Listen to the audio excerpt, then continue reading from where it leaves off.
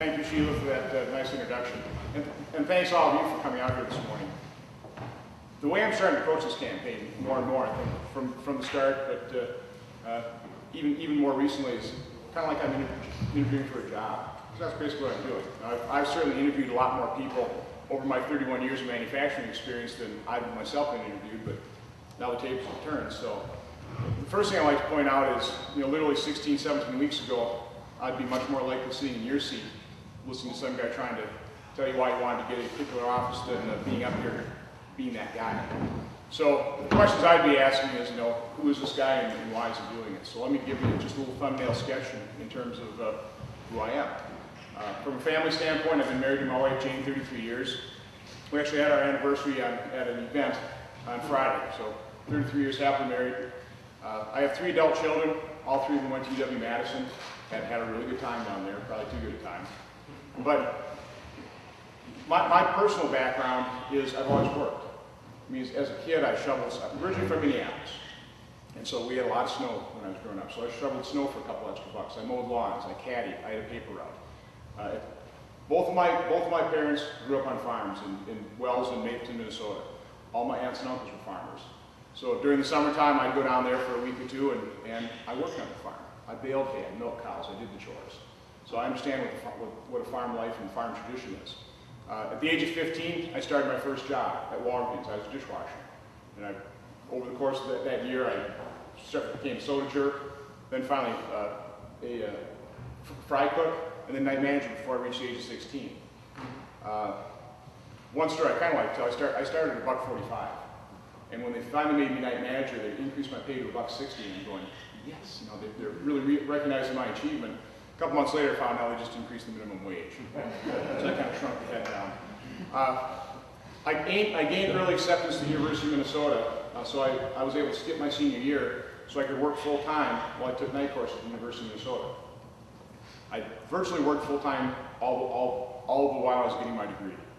So after 4 years, I did get a degree in accounting, and I went to work at a company called Johnson's over in Minneapolis as an accountant. That's my background. Went back to school, night school. I did all the coursework for an MBA. And I've been procrastinating doing my thesis for 31 years. So I never got the degree because I had the opportunity to move to Oshkosh to start our business, Packer. And what Packer does, and I wasn't handing them out, but there's some little, what we call them lenticulars, but we produce plastic sheet. And it's a pretty specialized product. Our primary market is medical device packaging, but we also have this specialty printing application that we've done some souvenir cards for the campaign. But it's specialty enough that we actually export our products around the world, and one of our largest export markets is actually China. So I had that experience of actually exporting products. Everything we manufacture is done in Oshkosh. Now, I helped build the business with my brother-in-law. And when I say build the business, what do I mean? When I moved over there, obviously, he asked me to come on over and keep the books. But I wanted to learn the business. So it's a continuous shift operation. The equipment runs 24 hours a day. So I traded off 12, 13, 14-hour shifts with my brother-in-law Pat for probably the first year and a half. When we had an opportunity to expand our market, rather than hire a sales guy, I raised my hand and I started selling. So over the course of 31 years, I've designed, managed the building of probably 6 plant additions, office additions. I've certainly spec'd out equipment, I've helped install equipment, I've laid out the plant, I've hired people, I've trained people, I've organized the staff. I've been buying health insurance for 31 years. 3 years ago, we instituted HSAs. We went to a higher deductible plan. The savings we had off of doing that, we invested in the HSAs. Over the last 3 years now, we've put about $5,000 into every employee's HSA account. By the way, they work. I knew as a pretty young man, about a 26, 25-year-old kid, I was concerned about the financial stability of Social Security. So we instituted a 401k plan at Packer back in 1980. Over the last 10 years, we've been contributing on average, about 8.8% of everybody's W-2 wage into the 401k plan. And when I bought the business back from, we started the business as a family business, sold out to a multinational, and then I bought the business back in 1997. Since then, I certainly realized that the success of the business relies greatly on the people who work with me. So we do an awful lot of gain sharing and profit sharing, and every time we cut a profit sharing check to people, we also have a blank line. It says contribution to 401k. We encourage people to invest in that 401k because people got a plan for long retirement. So, in terms of my background, that's pretty much it. That's what I've been doing for the last 31 years. Building that business, producing product, exporting product, creating real sustainable jobs. We've been handing out an awful lot of 25-year service watches. Because the people that come to work at Packard pretty well stay at Packard. They like where they're working. And that's the kind of perspective that I say is sorely needed in Washington today. I see a line from Paul Ryan all the time. He says, you can't say you love jobs and then hate the job creator.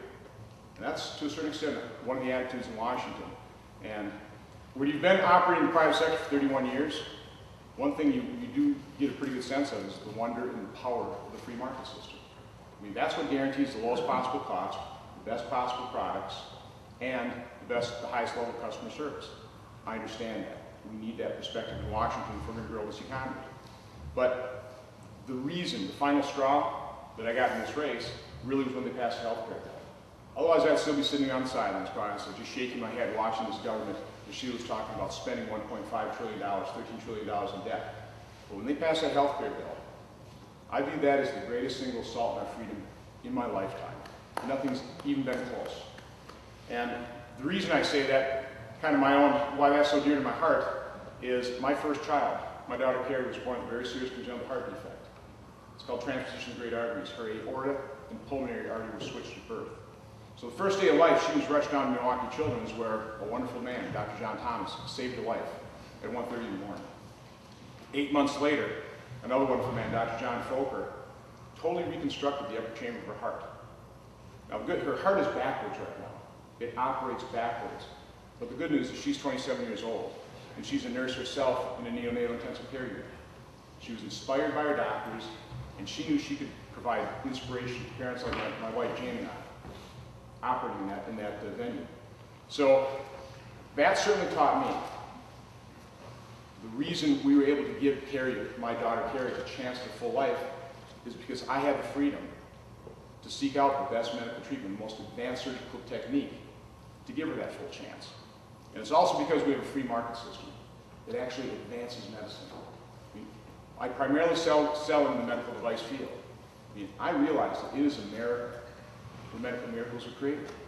We create the life-saving new drugs, the new medical devices, these new surgical techniques that, quite honestly, the rest of the world with their socialized medicine feeds off of.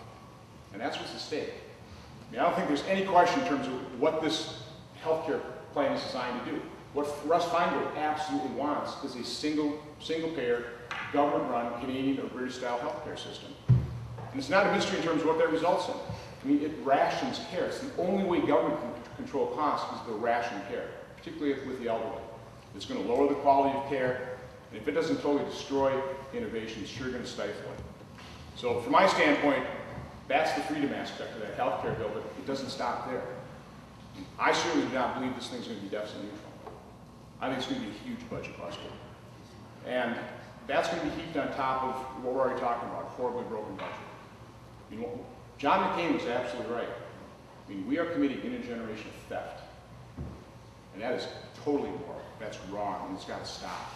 So why am I running? Well, first and foremost, I want to see this health care bill repealed for so many different reasons. And I am dead serious. Being an accountant, a business person, a husband, a father, somebody who's hopefully going to have grandchildren, I am dead serious about getting spending debt under control.